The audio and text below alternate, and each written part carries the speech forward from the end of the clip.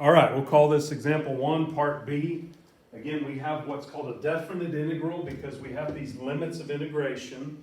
And so there again, we just simply do the mechanical steps.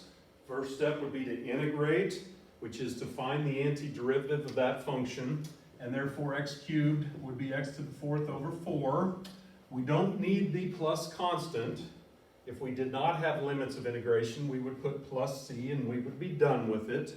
But this is called a definite integral, and so we will now transfer this over to here and say, I've done the integration. That symbol goes away, and it gets replaced with the symbol that we use in math to represent evaluation. And so then after that, it's just a matter of taking that upper limit of integration, -2, and plugging it into the antiderivative. So that would be -2 to the fourth over 4, and that's that one. Minus, and then we put the lower limit of integration in, and that would be -5 to the fourth over 4. Boom, all right. And then it's arithmetic. And Mr. Sandwich did the math ahead of time, and this will come out to be -152.25. All right, now that answer is correct. It's good. I'm circling it. I'm calling it good. I do want to take you back to something we talked about, which is you have to be careful when it comes to interpreting this as being an area. It's only really going to be truthfully an area if your function is greater than or equal to 0 over that interval. This is the correct answer. But here's the deal. How come that came out negative? I didn't think areas can't be negative.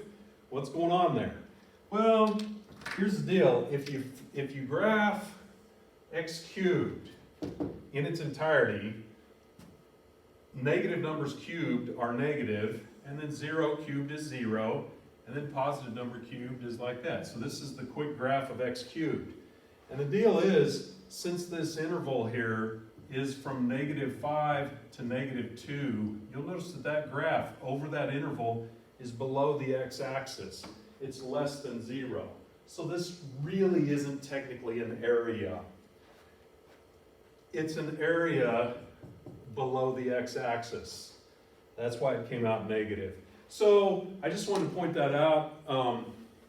You can do the math and get the correct number. It's just you have to be careful when you interpret it as to whether indeed it's an area. It's only truthfully going to be an area if the graph is above the x-axis over that interval. But anyway, just do the math, get your answer. Don't worry about the graph. Let's just practice getting these definite integrals calculated. And again, we do that with that fundamental theorem of calculus. That's it.